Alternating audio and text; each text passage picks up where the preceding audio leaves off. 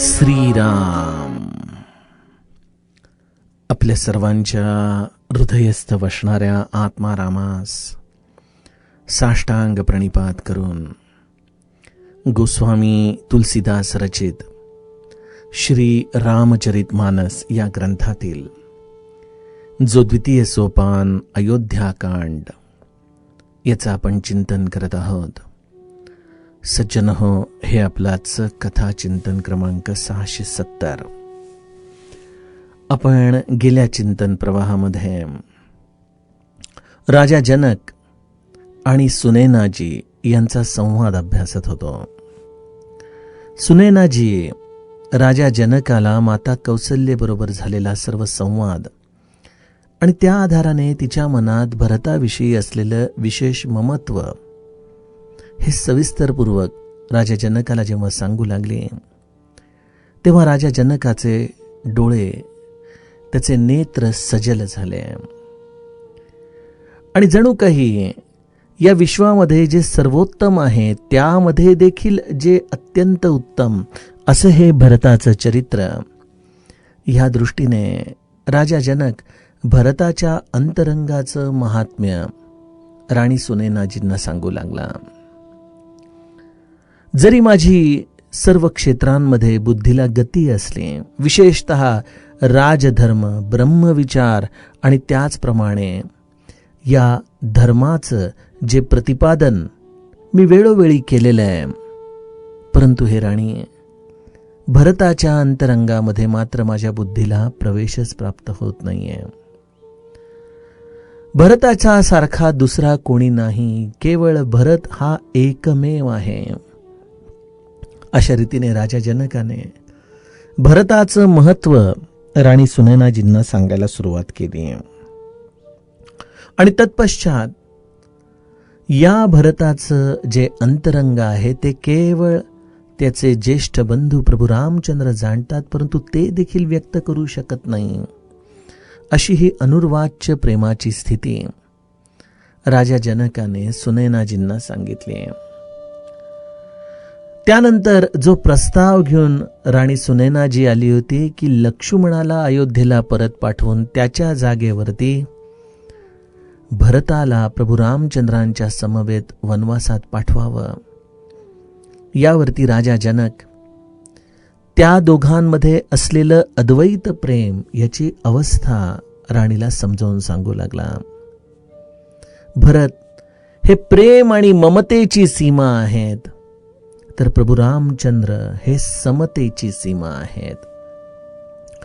अशा या समत्वाने प्रभू रामचंद्र समस्त सृष्टीकडे पाहतात आणि त्यांचा जो भक्त आहे तो प्रेमाच्या आधाराने या भगवंताला वश करून घेतोय. हे सर्व अंतरंगाचं चाललेलं रसायन, यामध्ये इतर कोणाचीच खरं तर उपदेशाची गरज नाही. त्यामुळे हे राणी, तू राजा भरत आणि प्रभू रामचंद्र यांच्याविषयी मनामध्ये कुठलीही ग्लानी ठेवू नकोस. त्यांच्यामध्ये असलेला हा परस्परांविषयीचा दृढ विश्वास आणि त्यामुळं प्रभू रामचंद्र सर्वांचं हित ज्यामध्ये आहे हेच भरताला सांगतील. अशा पद्धतीने राजा जनक सुनैनाजींशी जो संवाद करत आहे, सज्जन हो, त्यातील पुढील कथाभाग गोस्वामीजी आज गाऊ लागतात. राम भरत गुण गणत सप्रीती, निसि दंपती ही पलक समबीती, राज समाज प्रात जुग जागे, नाई नाई सुर पूजन लागे, गे नहाई गुर पहिर गुराई, बंदी चरण बोले रुख पाई, नाथ भरतु पुरजन महतारी, शोक बिकल बनबास दुखारी, सहित समाज राऊ मिथिलेसु, बहुत दिवस भये सहत कलेसु, उचित होई सोई कीजिए नाथा, हित सब ही कर रौ रे हाथा, अस कही अति सकुचे रघुराऊ, मुनि पुलके लखी सीलु सुभाऊ, तुम बिनु राम सकल सुख साजा, नरक सरिस दुहु राज समाजा, प्राण प्राण के जीव सुख के सुख राम, तुम तजितात सुहात गृह, जिनहि तिनहि विधि बाम, सियावर रामचंद्र प्रिय हो.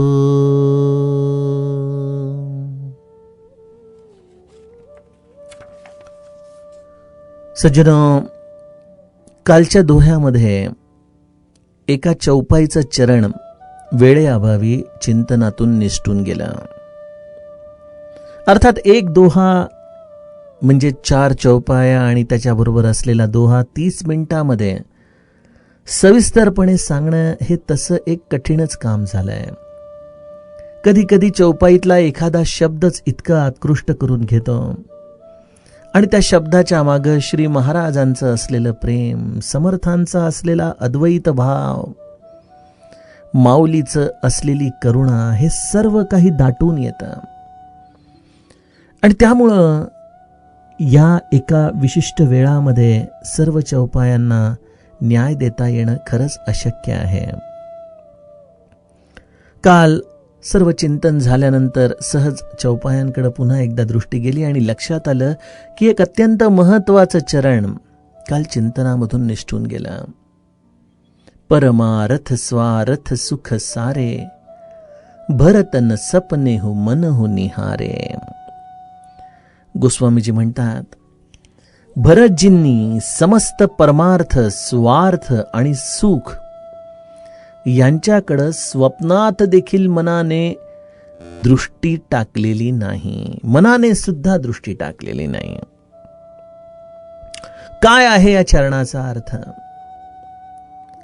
सज्जनो, किंबहुना हे जे मी 2 किनारे आपणासमोर सांगितले की राम ही समतेची सीमा आहे, तर भरत ही प्रेम आणि ममतेची सीमा आहे. बघा, जो भक्त भगवंतावरती अनन्य भावाने प्रेम करतो ना, श्री महाराज म्हणतात त्याप्रमाणे तुम्ही जर नामाला घट्ट धरून राहिला तर तुमच्या मनाची जागा मी घेईन. नव्हे नव्हे तुमच्या देहाची देखील अंगलट माझ्यासारखी होऊन जाईल. प्रेम याची परिसीमा, याचा अर्थ समर्पण आहे. प्रेम ही गोष्ट कधीही स्वतःसाठी काही मागत नाही. किंबहुना जसं जल ज्या रंगामध्ये जातं त्यामध्ये स्वतःला समर्पित करून टाकतं, ते आपलं स्वतःचं वेगळं अस्तित्वच ठेवत नाही. त्याप्रमाणे भरत प्रभू रामचंद्रांवर जी अनन्य भावाने त्यांच्या चरणी आपली प्रीती ठेवून आहे. काय होतं या समर्पण भावनेने? जसं श्री महाराज म्हणतात की मी तुमच्या मनाची जागा घेतो, त्याप्रमाणे जो साधक भगवंतावरती अनन्य भावाने प्रेम करतो, त्याच्या जीवनामध्ये जर सगळ्यात मोठी कुठली क्रांती घडत असेल तर त्याच्या अंतरंगामध्ये भगवंताच्या समतेची दृष्टी येते. तीर्थ व्रत नेम धरी रे करुणा, शांती दया पाहुणा हरी करी, माऊली हरिपाठामध्ये म्हणते. आणि त्याचप्रमाणे एक अत्यंत महत्वाचं चरण माऊली आपल्याला हरिपाठामध्ये म्हणते, जप तप कर्म क्रिया नेम धर्म सर्वांघटी राम भाव शुद्ध. प्रेम व्यक्त करण्याची ही सर्व साधनं आहेत बघा. जप तप कर्म क्रिया नेम धर्म. तुम्ही भगवंताच्या प्राप्तीसाठी जे साधन करत असाल, मग जप कराल, तप कराल, कुठला तरी नेम धराल, कुठलं तरी साधन कराल. माऊली म्हणती साधनेमध्ये प्राण काय आहे? तो प्राण आहे सर्वांघटी राम भाव शुद्ध. ही समता आहे. सगळ्यांमध्ये तो राम सामावून उरलेला आहे. असं कोण आहे ज्यामध्ये राम नाही? या जगामध्ये रामाने ज्याला सोडलंय अशी कुठली वस्तू असणार? सर्वत्र एकच एक राम आहे. भक्त जेव्हा भगवंतावरती अनन्य भावाने प्रेम करतो, जेव्हा त्याचं प्रेम त्या मूर्तीभोवती, त्या सगुणाभोवती एकवटतं, आणि जेव्हा तो त्या प्रेमाच्या दृष्टीने समस्त जगाकडे पाहतो, तेव्हा त्याला केवळ आपलं आराध्यच या वेगवेगळ्या रूपांमध्ये दिसू लागतं. त्याच्याशिवाय काय आहे तिथं?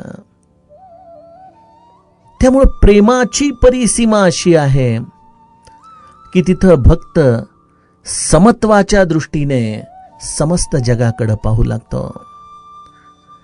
आणि जसा भक्त भगवंताचे गुण अंगीकारतो, त्याप्रमाणे भगवंत देखील भक्ताच्या दृष्टिकोनातून जगाकडे पाहू लागतो. किंबहुना तो त्या भक्ताकडे पाहू लागतो, आणि ती भक्ताच्याकडे पाहण्याची दृष्टी भगवंताची केवळ समत्वाची राहत नाही.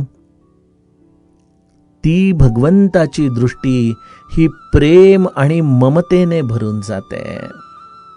जसं श्री महाराज सर्वांवरती प्रेम करायचे, आल्या गेल्यामध्ये केवळ राम पाहायचे, परंतु माझा बुवा म्हटल्यानंतर त्यांच्या डोळ्याला जे पाणी यायचं, त्यांचा जो कंठ दाटून यायचा, यामध्ये भक्त आणि भगवंताचं नातं आपल्याला कळतं की सर्वत्र समानतेने पाहणारा हा संत विशेषत्वाने एका जीवाच्या स्मरणामध्ये आपले अश्रू रोखू शकत नाही. भक्त समत्वाने समस्त सृष्टीकडे पाहू लागतो, तर भगवंत प्रेम आणि ममत्वाने आपल्या भक्ताकडे पाहू लागतो. एक विशेष स्नेह, एक विशेष आदर, एक विशेष कौतुक त्या व्यक्तीविषयीचं. किंबहुना भगवंताची अशी पंचाईत होऊन जाते की त्याला त्याच्या त्या प्रेमळ भक्ताशिवाय चैनच पडत नाही.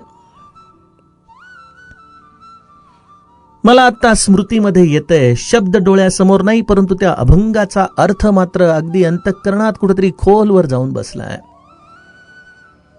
नामदेव गाथेमधला तो अभंग आहे. बऱ्याच वर्षापूर्वी बरंच त्याच्यावरती मनन चिंतन होऊन त्याच्यातला जो सारभूत गाभा आहे तो हृदयामध्ये कुठेतरी घट्ट धरला गेला. नामदेव असाच भीमेच्या तीरी वाळवंटामध्ये पहुडलेला आहे. पंढरपूरला अनेक साधू संत आलेले आहेत, परंतु नामदेव मात्र त्यांच्यामध्ये नाही. नामदेव नामामध्ये मस्त होऊन त्या वाळवंटामध्ये कुठेतरी पहुडलेला. आणि त्यावेळेला साधू संत सर्वजण पांडुरंगाच्या दर्शनाला येतात. सर्वजण पांडुरंगाला अत्यंत प्रेमाने भेटतात. या साधू संतांना पाहिल्यानंतर ती पाषाणाची मूर्त देखील चैतन्यमय होते, आणि चैतन्यमय झालेले त्या मूर्तीने साधूंना पृच्छा केली, अरे माझा नाम्या कुठे आहे? माझ्या नाम्याला का नाही आणलं तुम्ही? त्याला घेऊन या बरं, मला चैन नाही पडत रे नामदेवाशिवाय. आणि इकडे वाळवंटामध्ये वाळूमध्ये पहुडलेला नामदेव, साधू संत धावत जात आहेत, अरे नाम्या पांडुरंग तुला बोलवतोय, नाम्या उठ पांडुरंग तुला बोलवतोय. आणि त्या सरशी त्या मदमस्त झालेल्या अवस्थेमधून अचानक डोळे खडबडून उठून नामदेव म्हणतो, काय माझा विठ्ठल मला बोलवतोय, असं म्हणून थेट रावळामध्ये धावत जातोय नामदेव. आणि विठ्ठल आपल्या दोन्हीही भुजांनी नामदेवाला घट्ट आलिंगन देतो. अरे नाम्या, किती वेळ झाला रे तुला शोधतोय, कुठं होतास तू?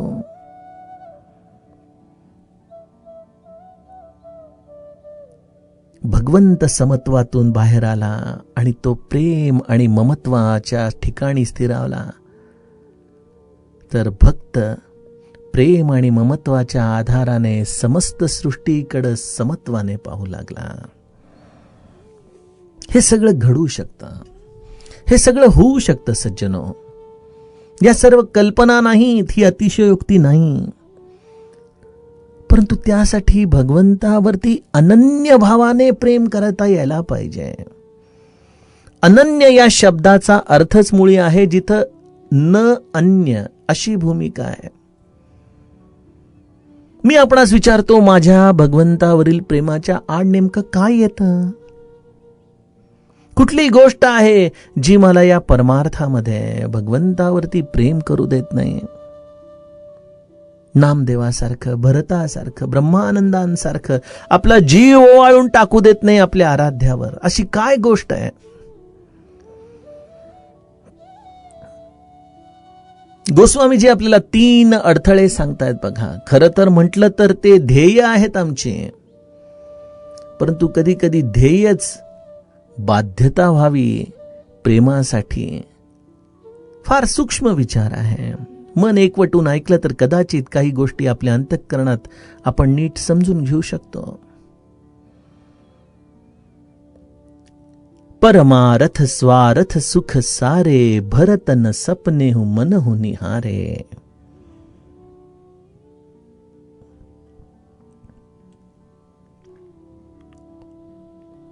भगवंतावरती प्रेम करण्यामध्ये एक अडथळा आहे, परमार्थ.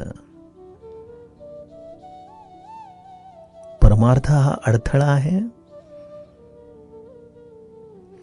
खरोखर सज्जनो, संतांचे शब्द जर आपण नीट समजून नाही घेतले तर आपल्या मनामध्ये भ्रमच निर्माण करेल. समर्थ दासबोधामध्ये उपासनेचा मोठा आश्रयो असं वारंवार सांगतात.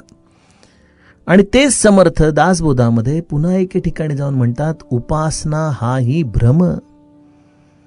मग नेमकं समजायचं काय? उपासना करायची का नाही करायची, असे आम्हीच बऱ्याचदा भ्रमित होऊन जातो. म्हणून कुठलाही ग्रंथ ना नेहमी गुरुकृपेच्या आधाराने वाचावा, गुरुमुखातून श्रवण करावा, आपल्या गुरुच्या चरित्राशी सदैव संलग्न करून आपल्या अंतःकरणात समजून घ्यावा. अन्यथा आम्हाला ते शब्द काहीतरी विचित्र अर्थ देतील. परम अर्थ म्हणजे परमार्थ, जे जीवन जगण्याचं परम ध्येय आहे. काय आहे? मी जीव आहे हा माझा भ्रम आहे. खरं तर मी ब्रह्मस्वरूप आहे. जीवो ब्रह्मैव नापरे. आदिगुरु शंकराचार्य आपल्याला हेच सांगतात की ब्रह्म आणि जीव हे वेगळे नाहीत. जीवाने आपला भ्रम सोडला की तो ब्रह्मस्वरूप होतो. मी ते ब्रह्मस्वरूप आहे हा माझ्या जीवनाचा खरा परम अर्थ आहे. त्या परम अर्थाला निर्गुण निराकारापर्यंत जाऊन तद्रूप होणं याचं नाव परमार्थ आहे.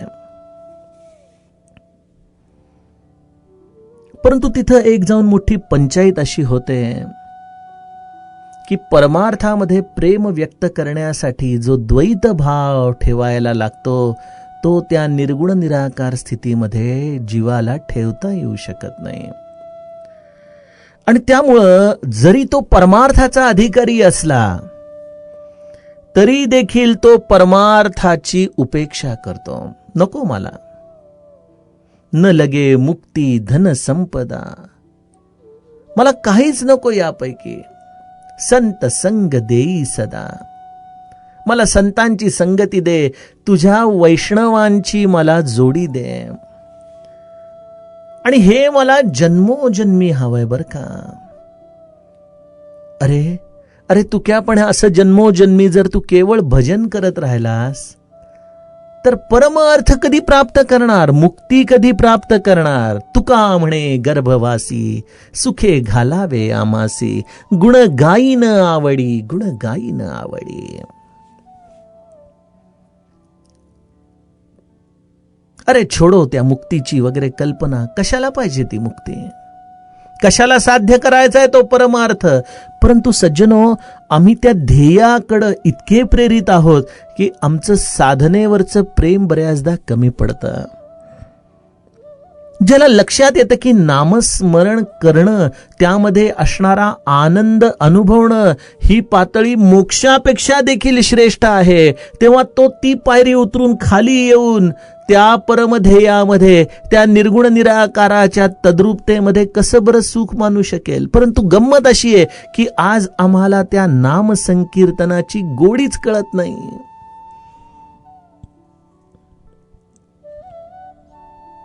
नामवंदनेमध्ये गोस्वामीजी म्हणतात, आखर मधुर मनोहर जो, बरन बिलोचन जन जिय जो. आखर मधुर, आखर म्हणजे अक्षर, मधुर मनोहर दो. कुठले दोन अक्षर? राम या शब्दामध्ये असलेले दोन अक्षर, रा आणि म. ही अक्षरं कशी आहेत? गोस्वामीजी म्हणतात मधुर आहेत आणि मनोहर आहेत. आता मधुरता हा गुणधर्म कशाचा आहे सज्जनो? मधुरता हा जिभेचा गुणधर्म आहे. कोणी असं म्हणू शकत नाही एखादी डोळ्यांनी वस्तू पाहताना की ही गोष्ट अत्यंत मधुर आहे, परंतु श्रीखंड मात्र जिभेवरती ठेवताच म्हणतो वा वा अत्यंत मधुर आहे. आणि मनोहर हा गुणधर्म डोळ्यांचा आहे. ती वस्तू रसना चाखत चाखत कधी कोणी मनोहर म्हणत नाही. म्हणजे मधुर आणि मनोहर अशी ही जोडी म्हणजे रा आणि म आहे. नामस्मरण करता करता आपल्या रसनेवरती गोडवा किती जणांनी अनुभवलाय? मला वाटतं प्रत्येकाला श्री महाराजांनी ते प्रेम कधी ना कधीतरी आयुष्यात दिलंय की जेव्हा तुम्ही खूप नामस्मरण करता तेव्हा जिभेवरती एक विलक्षण मधुरता येते, जी मधुरता कुठल्याही पदार्थाच्या आधाराने आपल्याला कधीच चाखता येत नाही.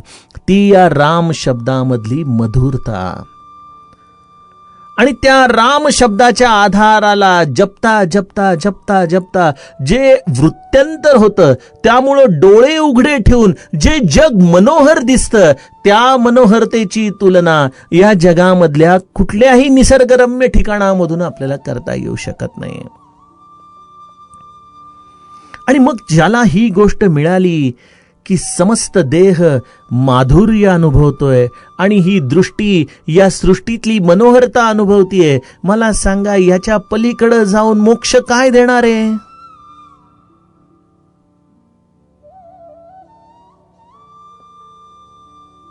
पण तेवढं प्रेम करता यायला पाहिजे आपल्याला. मग परमार्थ या शब्दाची आम्ही उपेक्षा केली पाहिजे का? नाही. तुमचं नामावरती इतकं प्रेम वाढलं पाहिजे, तुमचं त्या सगुणावरती एवढं प्रेम वाढलं पाहिजे की ते करण्यासाठी वारंवार वारंवार जन्म मिळावा. ही जेव्हा मनाची धारणा वृद्धिंगत होईल त्यावेळेलाच खऱ्या अर्थाने तुम्ही मोक्षाला प्राप्त झालेला आहात. तोच मोक्ष आहे सज्जनो. मोक्ष ही अवस्था मृत्यूनंतर भोगायची अवस्था नाही. याच जन्मामध्ये भगवंताचं नाम अशा प्रेमाने गाता गाता हे वृत्त्यंतर करून घेणं, याचं नाव मोक्ष आहे.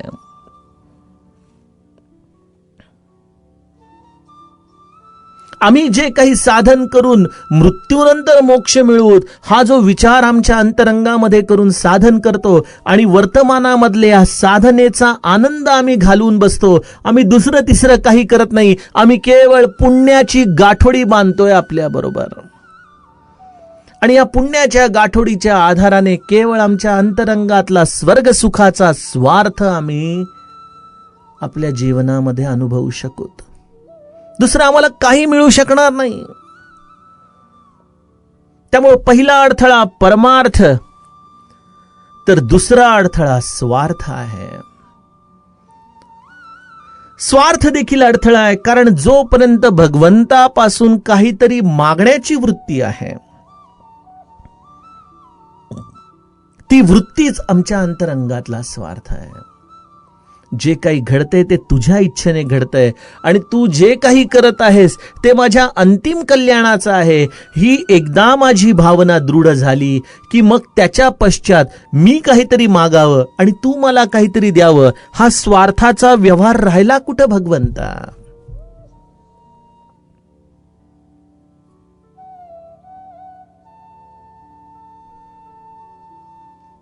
विचार करा. पुण्यकर्मांमधली अहंता हीच बाह्यांगाने दिसणाऱ्या पुण्यकर्मांच्या अंतरंगात दडलेली पापवृत्ती आहे. आणि तीच आम्हाला या स्वार्थ बुद्धीच्या आधाराने केवळ या स्वर्गापर्यंत घेऊन जाऊ शकते, परंतु तो स्वार्थ आम्हाला पुन्हा या मृत्यूलोकाकडे खेचून घेतो. या स्वार्थाच्या मागे नेमकी मूळ भूमिका काय आहे? आम्ही का परमार्थ करतो? बहुतांश लोकांची हीच संकल्पना आहे, ज्याला ते बऱ्याचदा देवदेव अशा पद्धतीने विचार करतात की कशासाठी देवदेव केला? काही नाही बाबा, सुख पाहिजे होतं. प्रपंचामधलं सुख, या दृश्य जगातलं सुख, या शरीराकडून सुख, मुलाबाळांकडून सुख.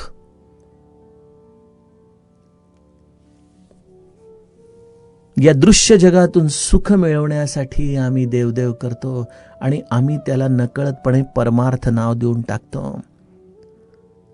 भगवंताच्या कृपेने प्रपंच चांगला झाला, चांगलं 2 मजली टुमदार बंगला बांधला गेला.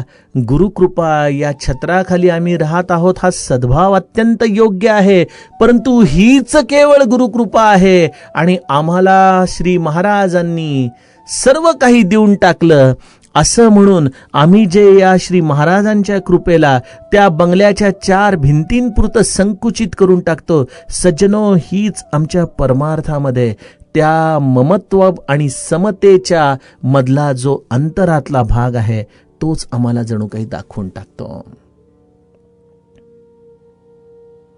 आणि त्यामुळे एक गोष्ट आहे ती म्हणजे आमच्या अंतरंगामध्ये असलेली या 3 अडथळ्यांची ही स्पर्धा. एक आहे परमार्थ, दुसरा आहे स्वार्थ आणि तिसरा आहे सुख. आणि ज्याला भगवंताला आपल्या प्रेमाच्या आधाराने वश करून घ्यायचंय तो या 3 गोष्टींपासून अनभिज्ञ असतो बरं का. गंमत अशी आहे की ह्या गोष्टी असतात आणि असल्यानंतर त्या मला नको आहेत हे विद्वान सांगतो. परंतु ह्या काय आहेत, या गोष्टींशी मला काय मतलब आहे, मला काहीच कळत नाही. मला तर केवळ प्रभू रामचंद्रांच्या चरणी अनन्य भावाने प्रेम करता येतं, एवढंच मला जमू शकतं. याच्या पलीकडं मला इतर काही कळत नाही, मला इतर काही साधायचं नाही, मला हे जन्म मृत्यू कळत नाही, मला तुमचे अवजड ग्रंथ कळत नाही. मला केवळ भगवंतावरती प्रेम करता येतं. त्याचं नाम हेच माझा श्वास आहे, त्याचं रूप हेच माझं जल आहे. त्या जलामधून जसा मासा बाहेर काढल्यानंतर तो जगू शकत नाही, त्याप्रमाणे त्या सगुणाच्या दर्शनाशिवाय मी जगू शकत नाही. त्याच्या नामाशिवाय माझा श्वास थांबल्यासारखी माझी घुसमट होते.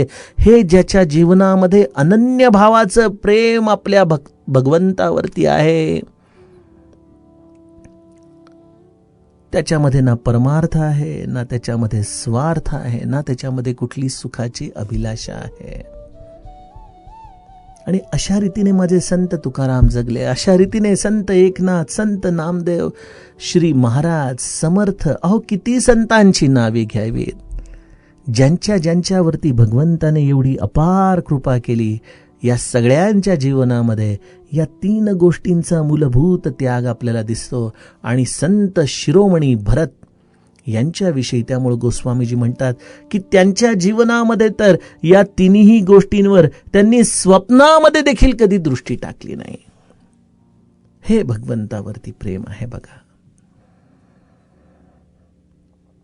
गोस्वामीजी म्हणतात की श्रीरामाच्या आणि भरताच्या या गुणांची अशी प्रेमपूर्वक चर्चा करण्यामध्ये या पती पत्नींची रात्र एका क्षणासारखी निघून गेली.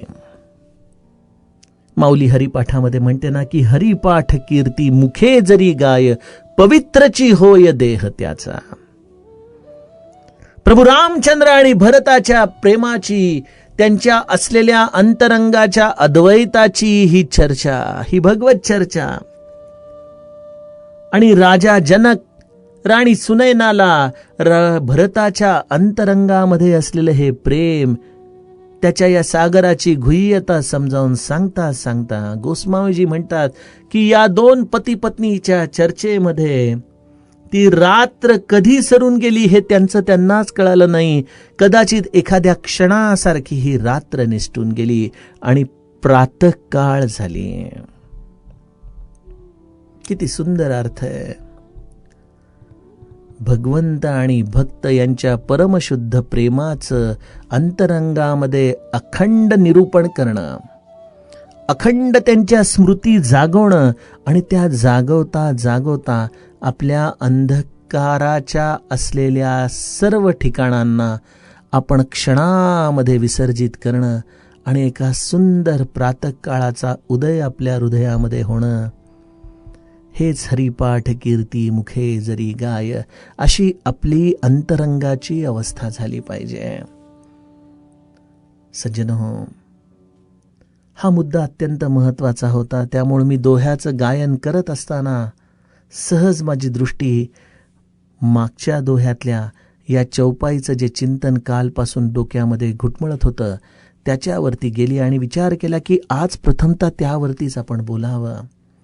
बोलता बोलता न जाणे आजचा निरूपणाचा वेळ संपला आणि त्यामुळं या 290 क्रमांकाच्या दोह्याचं चिंतन आपण आता उद्याच्या कथा प्रवाहामध्ये बघूयात.